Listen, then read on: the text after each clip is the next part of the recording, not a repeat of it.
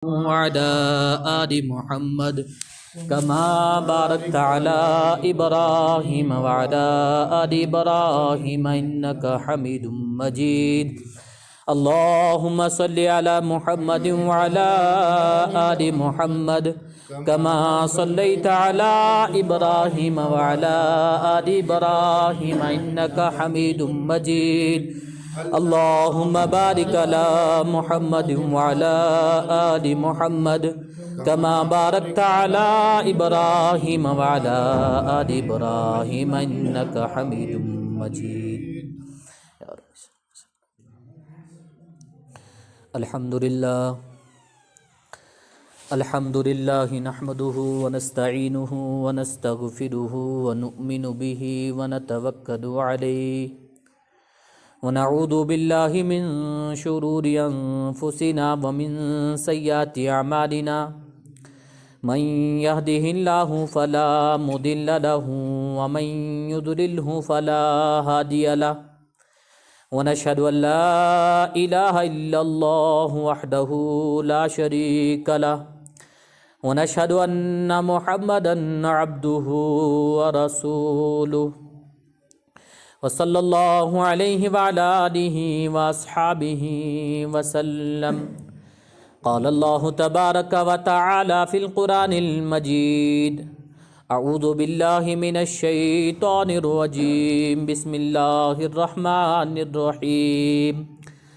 ولو أن أهل القرى آمنوا واتقوا لفتحنا عليهم بركات من السماء والأرض ولكن كذبوا فأخذناهم بما كانوا يكسبون. وقال تعالى في القرآن المجيد: وأمر أهلك بالصلاة واصطبر عليها لا نسألك رزقا نحن نرزقك والعاقبة للتقوى. وقال تعالى في مقام آخر: فقلت استغفروا ربكم إنه كان غفارا يرسل السماء عليكم مدرارا ويمددكم بأموال وبنين ويجعل لكم جنات ويجعل لكم أنهارا. صدق الله العلي العظيم وصدق رسوله النبي الكريم ونحن على ذلك من الشاهدين والشاكرين والحمد لله رب العالمين. محترم حضرات، سامعین کرام، معزز بزرگوں، ساتھیوں، السلام علیکم ورحمۃ اللہ وبرکاتہ. میں نے آپ حضرات کے سامنے قرآن پاک سے کچھ آیات کریمہ تلاوت کی ہیں. من آیات کریمہ اور حدیث رسول صلی اللہ علیہ وسلم کی روشنی میں اسی کو جوڑتے ہوئے کچھ گزارشات آپ حضرات کے سامنے رکھوں گا، اس امید کے ساتھ کہ اللہ رب العزت سے ہم یہ دعا کریں کہ اللہ رب العزت مجھے بھی بولنے سے زیادہ اور آپ حضرات کو سننے سے زیادہ عمل کی توفیق نصیب فرمائے. اللہ رب العزت کا بے انتہا احسان کرم کہ اللہ نے ہم سب کو ایمان کی نسبت سے ایمان والے گھروں میں پیدا فرمایا. یہ ایک ایسا انعام ہے کہ اس کے لیے ہم نے کوئی تگ و دو نہیں کی ہے. یہ ایک ایسی نعمت ہے کہ ہم نے اس کے لیے کسی سے جنگ نہیں لڑی ہے. اللہ نے ایمان کے ساتھ ماں کی گود میں بٹھا دیا. اور مزید اللہ کا کرم احسان کہ اللہ نے ہم سب کو اپنے اس گھر میں بلایا. اللہ رب العزت ہم سب کا یہاں پر بیٹھنا دنیا میں ہم سب کی ہدایت اور آخرت میں ہم سب کی نجات کا ذریعہ بنا دے. اللہ رب العزت قرآن پاک میں فرما رہے ہیں: وَلَوْ أَنَّ أَهْلَ الْقُرَىٰ آمَنُوا وَاتَّقَوْا لَفَتَحْنَا عَلَيْهِمْ بَرَكَاتٍ مِّنَ السَّمَاءِ وَالْأَرْضِ وَلَٰكِن كَذَّبُوا فَأَخَذْنَاهُمْ بِمَا كَانُوا يَكْسِبُونَ. فرماتے ہیں کہ یہ بستی والے اگر ایمان لاتے اور ساتھ میں تقوی اختیار کرتے، فرماتے ہیں مزید اللہ رب العزت لفتحنا علیہم برکاتم من السماء والارض، کہ ہم ان کے لیے برکت کے دروازے آسمانوں اور زمین سے کھول دیتے۔ پھر فرمایا وَلَٰكِن كَذَّبُوا فَأَخَذْنَاهُمْ بِمَا كَانُوا يَكْسِبُونَ، لیکن انہوں نے جھٹلا دیا، اور اس جھٹلانے کی وجہ سے ہم نے ان کو دردناک عذاب میں گرفتار کر لیا۔ اس آیت کریمہ کے یہ مفہوم ہے۔ اور دوسری آیت کریمہ میں نے جو پیش کی، اللہ رب العزت اس میں فرما رہے ہیں وَأْمُرْ أَهْلَكَ بِالصَّلَاةِ وَاسْتَبِرْ عَلَيْهَا، کہ خود اپنے گھر والوں کو نماز کی تلقین کرو، وَاسْتَبِرْ عَلَيْهَا، اور اس نماز پر قائم رہو، جمے رہو، لَا نَسْأَلُكَ رِزْقًا، کہ ہم تم سے رزق کا سوال نہیں کرتے۔ اللہ رب العزت فرما رہے ہیں کہ ہم تم سے رزق کا سوال نہیں کرتے، نحن نرزقک، کہ رزق ہم دینے والے ہیں، والعاقبۃ للتقوی، اور بہترین انجام پرہیزگاروں کا۔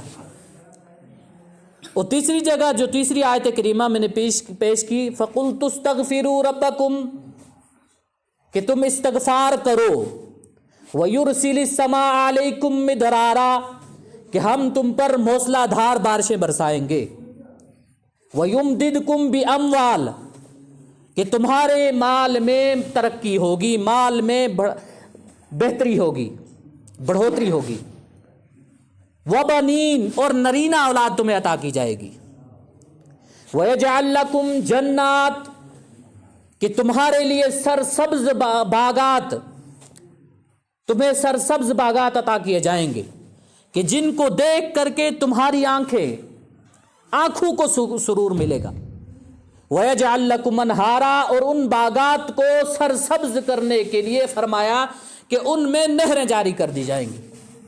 یہ تین آیت کریمہ کہ اس کی روشنی میں آگے سے کچھ گزارشات آپ حضرات کے سامنے پیش کروں گا۔ وہ یہ ہیں کہ آج معاشرے میں میرے سمیت ہر ایک کا یہ حال ہے کہ ہر انسان چاہتا ہے کہ میرے رزق میں برکت ہو، کہ میرے رزق میں برکت ہو، اور جو رزق مجھے ملے وہ برکت والا ہو۔ بے برکتی والا رزق ہر انسان یہ چاہتا ہے کہ بے برکتی والے رزق سے ہم محفوظ رہیں، کہ جو رزق ملا ہے، پہلے تو ہم سمجھے رزق کیا ہے۔ ماں کے پیٹ سے لے کر قبر کے پیٹ تک جتنے بھی معاملات ہیں، فرمایا سارے کے سارے معاملات رزق میں ہیں، اور اس رزق میں برکت ہر ایک کی یہی چاہت ہے، ہر ایک یہی چاہتا ہے کہ میرے رزق میں برکت ہو۔ اور برکت کے مفہوم ہیں کچھ، فرمایا برکت کے 3 مفہوم ہیں، اس طرح تو بہت سارے ہیں لیکن سمجھانے کے لیے اس وقت میں 3 پیش کروں گا۔ ایک برکت کا یہ مفہوم ہے کہ چیز دکھنے میں کم ہو لیکن استعمال میں وہ کافی ہو جائے، چیز ہو کم لیکن جب استعمال انسان اس کو کرے تو وہ چیز کافی ہو جائے۔ ہم نبی کریم صلی اللہ علیہ وسلم کی زندگی میں کچھ واقعات اگر اٹھاتے ہیں، ایک واقعہ پیش آیا ہے، بخاری شریف کی ایک حدیث میں لکھا ہے، صلح حدیبیہ کے موقع پر نبی کریم صلی اللہ علیہ وسلم کے ہمراہ 1400 قریب 1500 صحابہ موجود تھے، قریب 1500 صحابہ۔ روایتوں میں آتا ہے کہ پانی کی قلت کی وجہ سے بہت سارے صحابہ پیاسے ہیں، جانور بھی پیاسے ہیں، اور پانی میسر نہیں ہے۔ نبی کریم صلی اللہ علیہ وسلم کے سامنے ایک پیالہ پیش کیا جاتا ہے، آپ صلی اللہ علیہ وسلم نے اس پیالے میں اپنی مبارک انگلی ڈالی، روایتوں میں آتا ہے کہ وہ پیالہ پانی سے اس طرح بھر گیا، روایتوں میں آتا ہے حضرت جابر بن عبداللہ رضی اللہ عنہ فرماتے ہیں کہ تمام صحابہ نے سیر ہو کر کے پانی پیا، جانوروں کو بھی پلایا اور وضو بھی اسی پانی سے کیا۔ 1500 صحابہ، ایک پیالہ، نبی کریم صلی اللہ علیہ وسلم کو معجزہ اللہ نے دکھانا کہ سب نے سیر ہو کر کے پانی پیا۔ اور جابر بن عبداللہ رضی اللہ عنہ راوی ہیں، فرماتے ہیں کہ یہاں پر اگر 1500 صحابہ نہ ہوتے بلکہ یہاں پر اگر 1,00,000 صحابہ بھی ہوتے، یہ پانی ان کے لیے کافی ہو جاتا۔ फरमाए ये बरकत है। बरकत ये है कि दिखने में क्या है, कम चीज़, लेकिन अल्लाह ने उसको इतना काफ़ी कर दिया कि सारे इस्तेमाल करने के बाद वो चीज़ बच रही है। और दूसरी जगह पर गज़वा खंदक के मौके पर जब हालात इस तरह पेश आए कि सहाबा इकराम रज़ियल्लाहु अन्हुम अजमाइन खंदक खोद करके मामलात उस वक्त के ये हैं कि नबी करीम सल्लल्लाहु अलैहि वसल्लम बज़ाते खुद और बाकी कुछ सहाबा जिन्होंने भूख की शिद्दत को कम करने के लिए अपने पेट पर पत्थर बांधे हुए। और रिवायतों में आता है ये चीज़ समझाई क्या जा रही है, बरकत का मफहूम, दिखने में चीज़ कम हो लेकिन उसमें बरकत ज़्यादा हो। हज़रत जाबिर बिन अब्दुल्लाह रज़ियल्लाहु अन्हु ये हालात देख करके अपने घर आते हैं। घर में आकर के अहलिया से पूछा कि घर में कोई खाने की चीज़ है। फरमाया खाने की चीज़ एक छोटी बकरी का एक छोटा सा बच्चा है और कुछ जौ हैं, इससे ज़्यादा कोई खाने की चीज़ नहीं है। जाबिर बिन अब्दुल्लाह रज़ियल्लाहु अन्हु ने हुक्म दिया कि एक काम करो, इसको ज़बह करो, ज़बह करके उस जौ को पीस करके रख दो। मैं नबी करीम सल्लल्लाहु अलैहि वसल्लम को और कुछ बड़े सहाबा को जाकर के दावत देता हूँ खाने की। रिवायतों में आता है कि जाबिर बिन अब्दुल्लाह रज़ियल्लाहु अन्हु जब घर से बाहर निकले, पीछे से अहलिया ने आवाज़ दी है। आवाज़ दे करके ये कहा कि आप जाओ नबी करीम सल्लल्लाहु अलैहि वसल्लम को और कुछ बड़े सहाबा को ख़ास दावत देना, आम दावत नहीं करना क्योंकि खाना कम है। अब यहाँ पर जाबिर बिन अब्दुल्लाह रज़ियल्लाहु अन्हु नबी करीम सल्लल्लाहु अलैहि वसल्लम के पास आते हैं। फरमाया रसूलुल्लाह सल्लल्लाहु अलैहि वसल्लम घर में दावत का इंतज़ाम है, आप चलें और कुछ सहाबा को मैं दावत करता हूँ। रिवायतों में लिखा है कि नबी करीम सल्लल्लाहु अलैहि वसल्लम पीछे मुड़े हैं, सहाबा को हुक्म दिया, बाकी जितने भी सहाबा वहाँ मौजूद थे सबको हुक्म दिया कि आओ सबको जाबिर बिन अब्दुल्लाह रज़ियल्लाहु अन्हु की दावत है। घर से हुक्म यह है, घर से ये आर्डर है कि खास नबी करीम सल्लल्लाहु अलैहि वसल्लम को और साथ में कुछ सहाबा को। जब नबी करीम सल्लल्लाहु अलैहि वसल्लम जाबिर बिन अब्दुल्लाह रज़ियल्लाहु अन्हु को नबी करीम सल्लल्लाहु अलैहि वसल्लम फरमाते हैं कि मेरे आने से पहले हांडी का ढक्कन उतारना नहीं। ये बुखारी शरीफ में ये हदीस बड़ी मुफस्सिल है कि मेरे आने से पहले ढक्कन नहीं खोलना और जो बीस करके रखे हैं उनकी रोटी अभी नहीं बनाना, भूनने के बाद उसकी रोटी अभी नहीं बनाना। नबी करीम सल्लल्लाहु अलैहि वसल्लम रिवायत में आता है तशरीफ़ ले गए, अपना लुआब दहन हांडी में डाला, अपना लुआब दहन उस जौ में डाला। रिवायतों में आता है कि सारे के सारे सहाबा बारी अपनी अपनी बारी पर खाते हैं, निकलते हैं, खाते हैं, निकलते हैं। जाबिर बिन अब्दुल्लाह रज़ियल्लाहु अन्हु अपनी जगह परेशान हैं कि मामला क्या, एक छोटा सा बच्चा बकरी का और कुछ उसका सालन बना हुआ और कुछ तादाद जौ की, और यहाँ सारे के सारे सहाबा खा करके बाहर निकल गए हैं। रिवायतों में आता है हांडी का ढक्कन उठाया, सालन अभी उतना ही मौजूद था। ये फरमाया ये बरकत का मफहूम कि दिखने में चीज़ कम हो। मौजज़ात से नबी करीम सल्लल्लाहु अलैहि वसल्लम किस तरह के बहुत सारे मौजज़ात हैं। चीज़ कम है दिखने में मगर इस्तेमाल में वो काफ़ी हो जा रही है। और फरमाया दूसरा बरकत का मफहूम क्या है, इंसान को जितनी ज़रूरत है, इंसान को जितनी ज़रूरत है माल की, उतना माल उसके पास हो जाना, फरमाया ये बरकत है। ज़रूरत से अगर कम है, फरमाया ये बेबरकती है। ज़रूरत जितनी है, मुझे ज़रूरत है 10-15 हज़ार सैलरी पर मैं घर चला सकता हूँ, अगर मुझे वो मैसर है तो फरमाया ये बरकत है। मुलाजमत कोई मजदूरी है जिस पर मेरा घर अच्छे से चल रहा है और मुझे किसी से मांगने की ज़रूरत नहीं पड़ती, फरमाया ये बरकत है। और तीसरा बरकत का मफहूम ये समझाया कि तीसरा बरकत का मफहूम ये है अगर तुमने कोई चीज़ खरीदी है, कोई चीज़ घर में लाई है, घर बनाया, गाड़ी बनाई, इस तरह की कोई चीज़ भी है, अगर वो चीज़ तुमने तिजारत के लिए लाई, कोई दुकान खोली, उसमें तुम्हें मुनाफा हो रहा है, तुम्हें उसमें प्रॉफिट हो रहा है, फरमाया ये बरकत है। अगर उसमें गाड़ी लाई है, मुनाफे को इंसान एक तरफ रख दे, मुनाफा तो हो ही नहीं रहा, उस पे अगर काम से काम, काम पे काम आ रहे हैं, फरमाया ये बेबरकत है। और कुरान और हदीस से हमें कुछ आमाल मिलते हैं کہ جن اعمال کے ذریعے اللہ رب العزت ہماری زندگی میں برکت لائیں گے، ہمارے رزق میں اللہ رب العزت برکت لائیں گے. اور برکت بھی کوئی ایسی ویسی نہیں جس کا وعدہ اللہ نے کر دیا. پہلی جو آیت میں نے پڑھی فرمایا ان اعمال میں سب سے پہلا عمل تقویٰ ہے، گناہوں سے بچنا. جب انسان اپنی زندگی میں گناہوں سے بچتا ہے، تقویٰ اور پرہیزگاری اپنی زندگی میں لاتا ہے، فرمایا اللہ رب العزت اس کے لیے زمین اور آسمان کے برکت کے دروازے کھول دیتے ہیں. سمجھنا تھوڑا مشکل ہے اس چیز کو، برکت کے دروازے کھول دینا.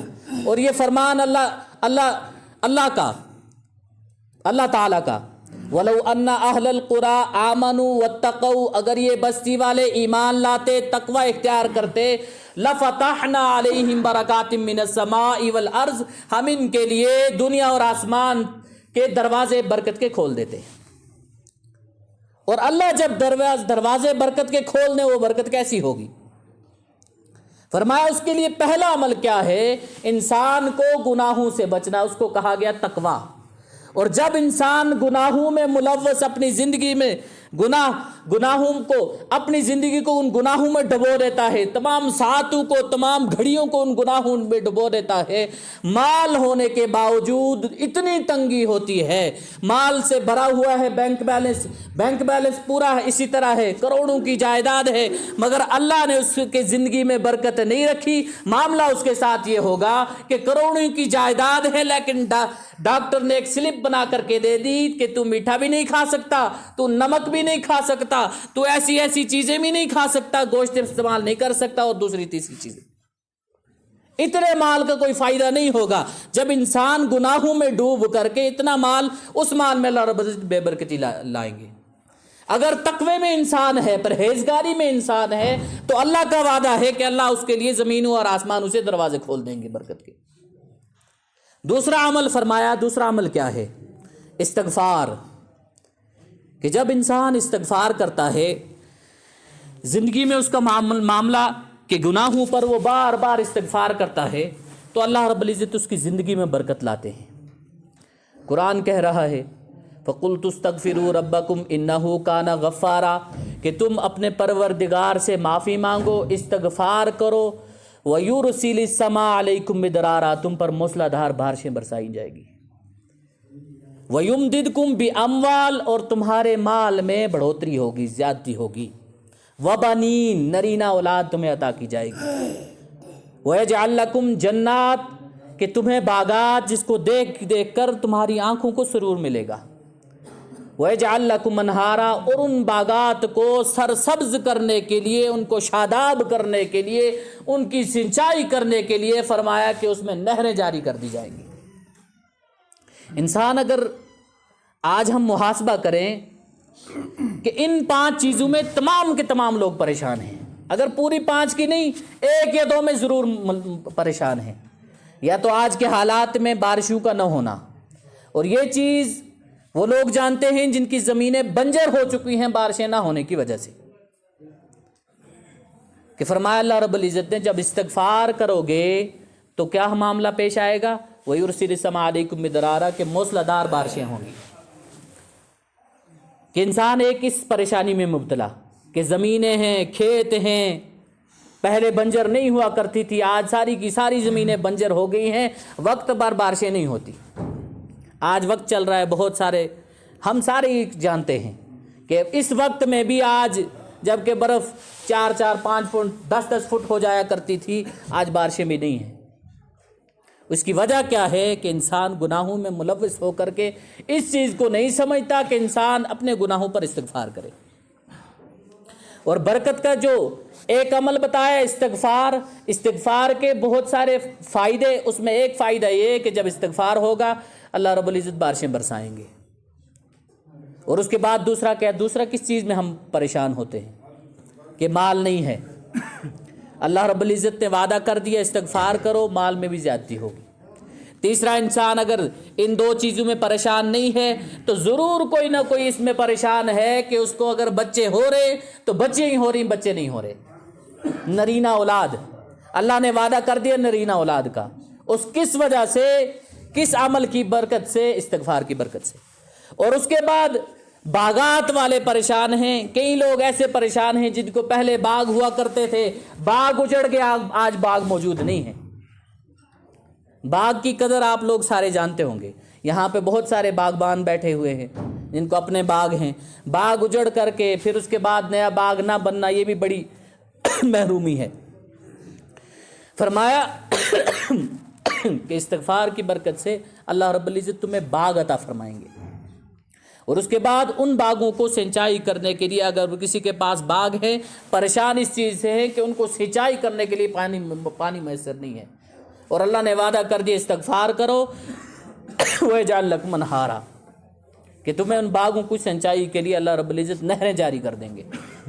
दूसरा अमल इस बरकत का कि किन आमाल के ज़रिए से, किन आमाल की बुनियाद पर, किन आमाल को करने के बाद अल्लाह रब्बुल इज़्ज़त रिज़्क़ में बरकत अता फरमाते हैं। फरमाया दूसरा अमल है इस्तिग़फ़ार। और तीसरा अमल है, रिवायतों में आता है, तीसरा अमल है नमाज। अगर हम कुरान को उठा करके देखें, कुरान में जो आयत मैंने दूसरी आयत आप हज़रात के सामने पेश की, वामुर अहलका बिस्सलाती वस्तबिर अलैहा, अपने घर वालों को, अहल व अयाल को और ख़ुद भी नमाज का पाबंद बनाओ। वस्तबिर अलैहा, नमाज पाबंदी से पढ़ो, इस पर जम जाओ। एक ये नहीं कि इंसान जुमा के दिन नमाज के लिए आ गया, बाकी नमाजों का उसको कोई हिसाब ही नहीं है। सुबह फजर की नमाज पढ़ ली, बाकी 4 नमाजों को कोई पता ही नहीं, ज़ोहर की पढ़ ली, उसके बाद कोई पता नहीं। वस्तबिर अलैहा, ये जहाँ पर लफ्ज़ ला करके अल्लाह ने बता दिया कि इन नमाजों पर जमना है, इस्तिकामत के साथ मजबूती से इनको पकड़ के रखना है। वस्तबिर अलैहा ला नसअलुका रिज़्क़ा, अल्लाह रब्बुल इज़्ज़त फरमाते हैं हम तुमसे रिज़्क़ का सवाल नहीं करते। हुक्म दिया नमाज पढ़ो, घर वालों को भी लगाओ, इस पर जम जाओ, हम तुमसे रिज़्क़ का सवाल नहीं करते। नहनु नरज़ुकुक, रिज़्क़ हम देने वाले हैं। तीसरा अमल कि अल्लाह रब्बुल इज़्ज़त रिज़्क़ में, माल में बरकत अता फरमाते, वो अमल क्या है? नमाज। कि जब इंसान 5 वक्त नमाज पढ़ता है, अल्लाह रब्बुल इज़्ज़त उसको ये सारी परेशानियाँ, रिज़्क़ की परेशानी दूर कर देते हैं। हदीस है, उसका मफ़हूम है 5 वक्त नमाज पढ़ने के बहुत सारे फ़ज़ाइल, उसमें एक फ़ज़ाइल ये है कि अल्लाह रब्बुल इज़्ज़त रिज़्क़ की तंगी उस बंदे से दूर कर देते हैं। और तीसरा अमल बताया नमाज, जो नमाज को पाबंदी से पढ़े, अल्लाह रब्बुल इज़्ज़त उसकी ज़िंदगी में बरकत लाते हैं। वल आक़िबतु लित्तक़वा, बेहतरीन अंजाम परहेज़गारों का है। ये अमल कि चौथा अमल ये फरमाया कि बरकत के लिए तुम्हारी ज़िंदगी में बरकत आएगी, माल में बरकत आएगी, औलाद में बरकत आएगी, बहुत सारी चीज़ों में बरकत आएगी, जिसको हम आज सारे इस माशरे में जितने भी लोग हैं सारे यही चाहते हैं कि हमारी ज़िंदगियों में बरकत आ जाए।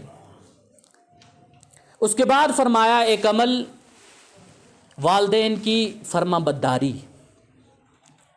कि अल्लाह रब्बुल इज़्ज़त इस पर बरकत के फ़ैसले फरमाते हैं। जो इंसान अपने वालिदैन की फरमाबरदारी, उसके साथ हुस्न सलूक, बाकी जितने भी मामलात हैं इंसान करता रहेगा, अल्लाह रब्बुल इज़्ज़त उसकी ज़िंदगी में बरकत लाते हैं। रिवायतों में एक इमाम बैहक़ी रहमतुल्लाह अलैह ने किताबों में एक वाक़ा लिखा है कि एक शख्स, उसको 4 बेटे थे। सबसे आखिरी बेटा जब उसका इंतकाल होने वाला, बीमार हो गया, तो उसने अपने सारे बच्चों को बुलाया, वसीयत की। तो जब उसका इंतकाल हो गया, बेटे सारे मिल कर के बैठे। आखिरी वाला बेटा बड़े भाइयों से कहता है, तुम एक काम करो, या तुम बाप की खिदमत करो, जो खिदमत करेगा उसको विरासत नहीं मिलेगी, ये तुम खिदमत करो, विरासत के हकदार तुम नहीं रहोगे, या एक काम करो, खिदमत मुझे दे दो, विरासत सारी तुम्हें पहुंची। जो बड़े वो समझदार, दुनिया के एतबार से वो समझदार निकले। कहते हैं कि ये जो छोटा है बेवकूफ़ी वाली बातें कर रहा है, हमको इसमें बड़ा फ़ायदा है कि ये खिदमत भी यही करेगा, विरासत भी यही नहीं लेगा, ये फ़ायदे का सौदा है। चलो मान लिया, छोटे को दे दी खिदमत। रिवायतों में आता है कि जब तक वो बाप, वालिदैन उसके ज़िंदा रहे, उस बच्चे को दुआएं देते रहे। روایتوں میں آتا ہے کہ جب اس کے باپ کا انتقال ہو گیا، حالات ایسے آ گئے کہ گھر میں کھانے کی کوئی چیز ملتی نہیں ہے، کھانے کو کچھ بھی نہیں ہے، بیوی بھی پریشان، بچے بھی پریشان، لیکن اس نے صبر کا دامن پکڑا ہوا ہے۔ روایتی میں امام بیہقی رحمۃ اللہ علیہ لکھتے ہیں کہ ایک مرتبہ رات خواب میں اس بندے کو کسی نے خبر دی کہ فلاں پتھر میں، فلاں پہاڑ کے نیچے تیرے لیے 100 دینار رکھے ہوئے ہیں۔ 100 دینار سونے کا ہوتا ہے۔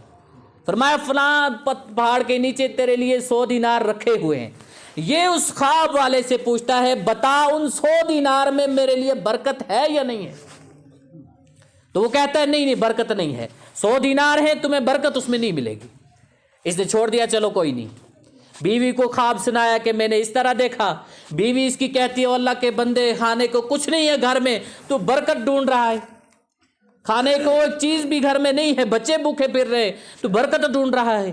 دوسرے دن روایتوں میں آتا ہے پھر خواب آئی کہ اب اس پہاڑ کے نیچے 30 دینار رکھے ہوئے ہیں۔ تو یہ پوچھتا ہے بتاؤ ان 30 دینار میں میرے لیے کوئی برکت ہے یا نہیں ہے؟ تو وہ کہتا نہیں برکت نہیں۔ روایتوں میں آتا ہے یہ پھر بیوی کے پاس گیا، بیوی سے کہتا ہے ہاں اس دن مجھے 100 آئے تھے، آج 30 آئے۔